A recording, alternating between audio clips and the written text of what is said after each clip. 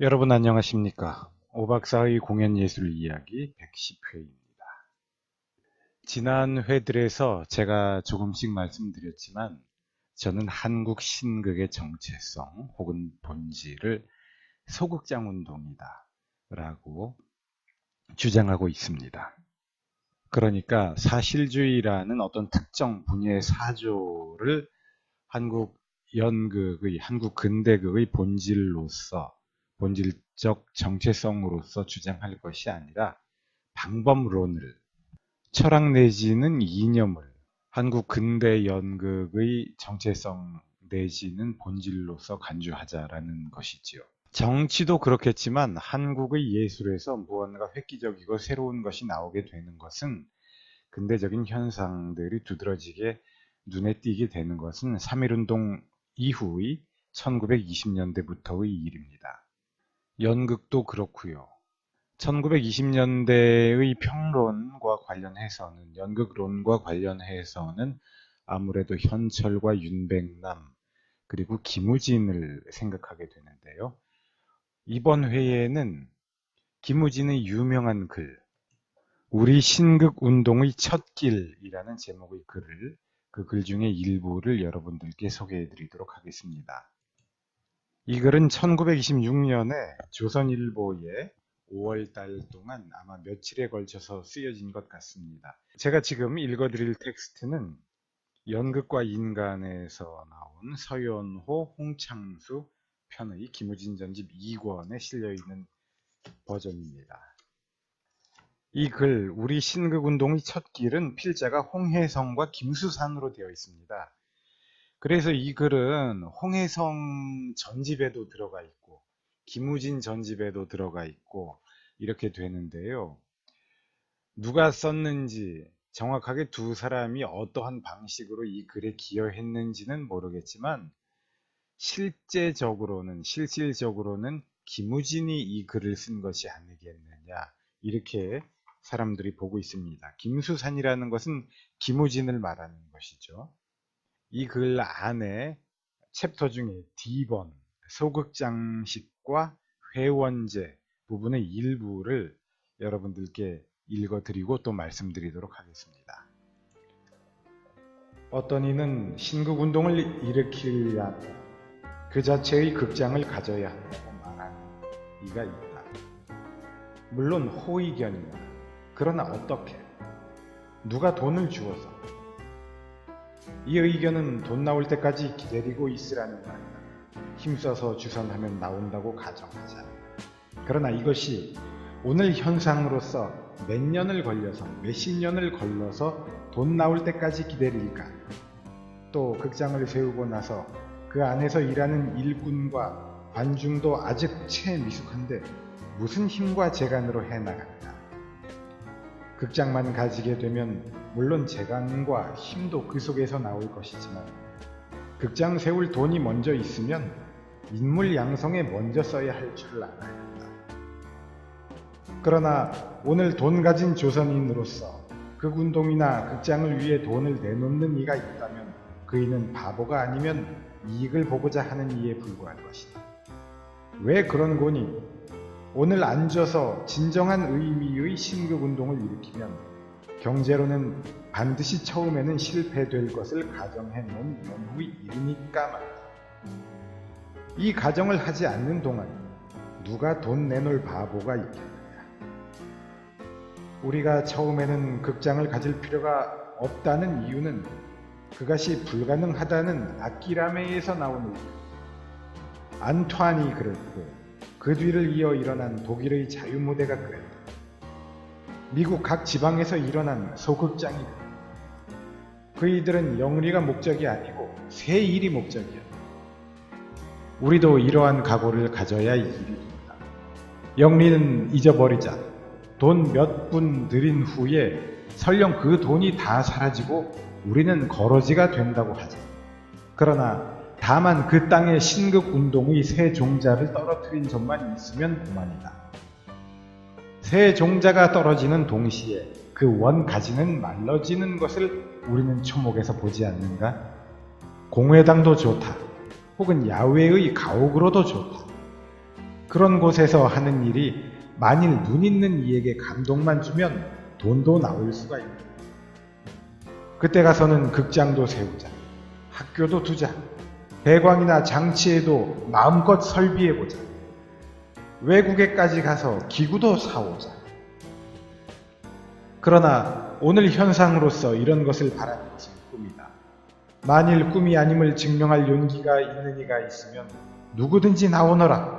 우리는 신극운동의 은인으로서 환영하겠다. 그러면 극장 없이 어떻게 우리는 극단 조직을 할까?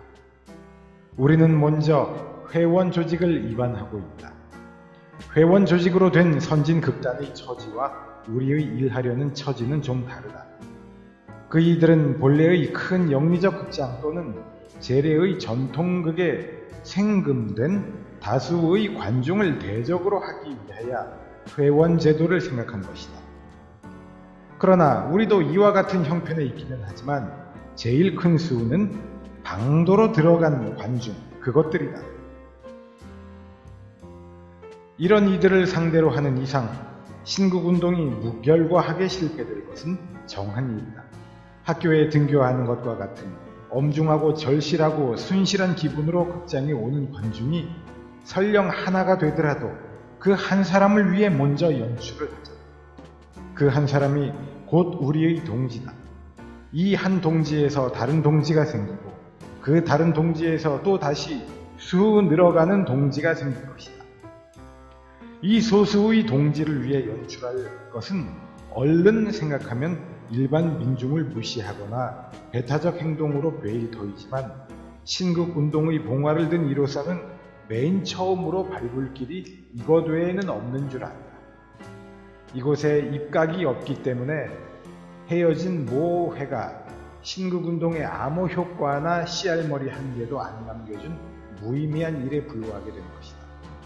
회원제로 시작되어 크게 영향을 주고 힘을 준 선진 각국 극단의 2, 3 실례를 간단히 여기 좀 기록해 두겠다. 하고서 프랑스의 자유극장, 독일의 자유무대, 자유민중무대와 신자유민중무대, 영국의 독립극장 무대협회 쿠트극장, 국립극장, 일본의 자유극장과 문예협회, 미국의 근대극 운동에 대해서 계속 이어서 내용을 기술하고 있습니다. 위에 제가 직접 읽어드린 내용 중에는 오기도 있고요. 그 당시의 우리말 표기가 그대로 있어서 아마 들으시고 의미가 잘 이해되지 않으시는 문장들이 적지 않으실지도 모르겠습니다.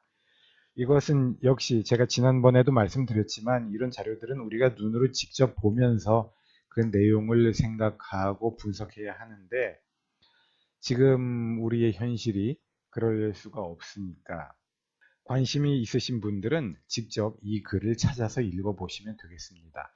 홍혜성 전집에도 나와 있고요. 또 서연호 선생, 홍창수 선생께서 편집하신 김우진 전집 2권에도 실려 있습니다. 아까 제가 읽어드린 부분의 내용을 가지고 조금 생각을 해본다면 우선 김우진과 홍혜성은 더 범위를 좁혀서 말한다면 김우진은 한국 신극의 나아갈 바, 한국의 신극을 정착시킬 방법을 독립극장 운동이라고 보고 있는 것입니다. 대중적인 연극을 하겠다라는 것이 아니라 예술적이고 문학적인 연극, 그 당시로서는 실험적인 형태의 연극들을 해야 하겠다. 이것이 근대극이라는 것이죠. 이것이 근대극의 본질이라는 것입니다. 특정 문예사조가 아니고 이러한 연극관이 근대 연극을 실현하는 것이기 때문에 이러한 연극관을 가지고 이러한 연극관에 부합하는 연극을 하겠다라는 것이 좁게 보면 김우진, 넓게 보면 그 외의 신극 선구자들의 입장이었던 것입니다.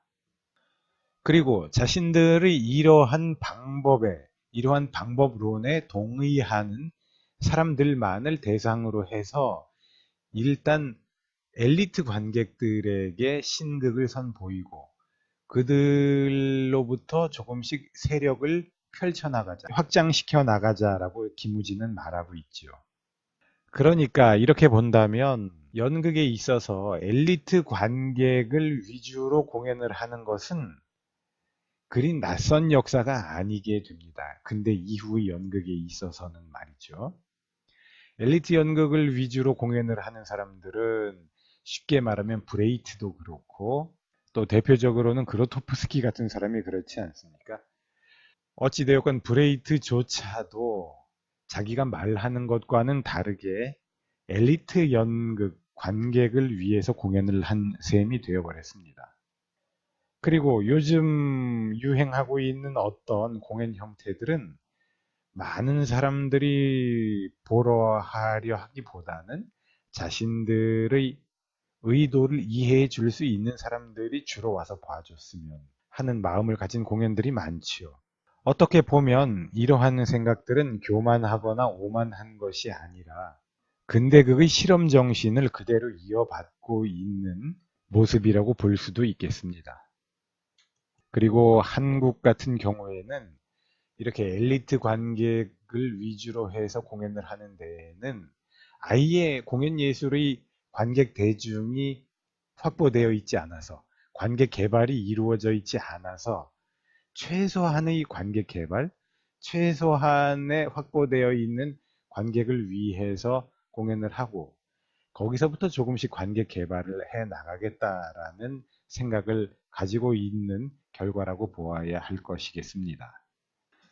이렇게 관객 개발이 되어 있지 않은 상태에서 신극을 해보겠다고 시도하다가 망한 데가 토월회다라고 김우진은 이 글 안에서 이야기하고 있습니다. 직접 토월회의 명칭을 말하고 있지는 않지만 아까 읽어드린 부분에서는 모회라고 이야기를 하고 있습니다. 토월회에 대한 이러한 지적은요, 1924년에 쓰여진 윤백남의 글에도 잠깐 나오고 있습니다.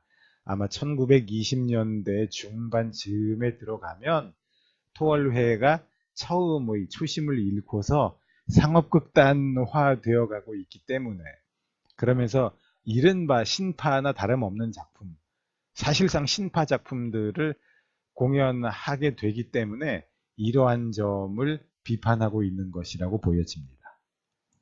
네, 이번 회는 이 정도만 하도록 하겠습니다. 여러분 감사합니다.